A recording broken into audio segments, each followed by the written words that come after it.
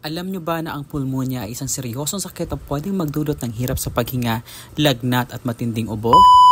Hey mga beshi! Ngayong araw nga nandito tayo sa Barangay Socorro, Quezon City para kunin ang pneumococcal vaccine or vaccine para sa pneumonia mga besh. Ito rin pala in partnership with the Department of Health mga besh. Enjoy sa inyong vaccine. Be protected. Be protected. Thank you so much. Ito ang project Pneumo-Free. Libreng bakuna ng pneumococcal vaccine para sa ating community. Ito nga pala ay project ng Rotary at ng Rotary Club ng Uptown Cubao mga besh.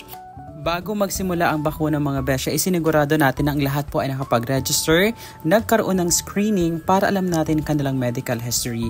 Kasi alam mo naman mga besh, hindi tayo pwede basta-basta magturok na lang ng vaccine, lalo na kung ang tao ay may sakit. Mabuti na nga lang at meron tayong member na registered nurse, kaya naman wala tayong problema pagdating sa pagpa-facilitate ng ganitong klaseng event dahil nga siya naman ay isang rehistradong nurse na pwedeng magturok sa ating mga pasyente. Ito po yung expiration.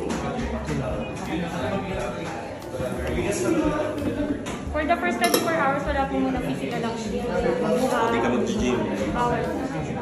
Hindi nga yung 24 hours, makakapag-education sa kailangan sa Meron din tayong pinoprovide na vaccine card dahil ang bakuna ng pneumococcal ay every 5 years lang para hindi nila ito makalimutan mga beshi.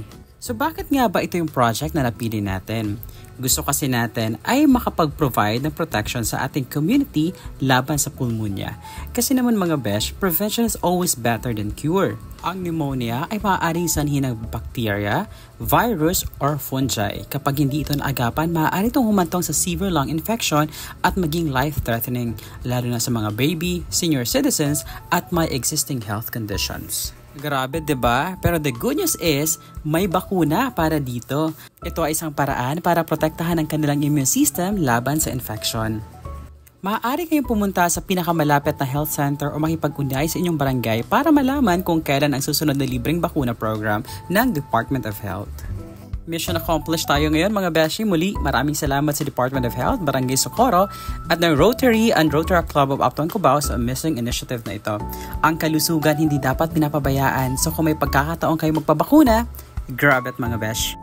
If you found this video helpful, don't forget to like, share, and spread awareness para mas marami pang Pilipino ang maging protektado laban sa pulmonya. Stay safe, stay healthy, and see you in our next project.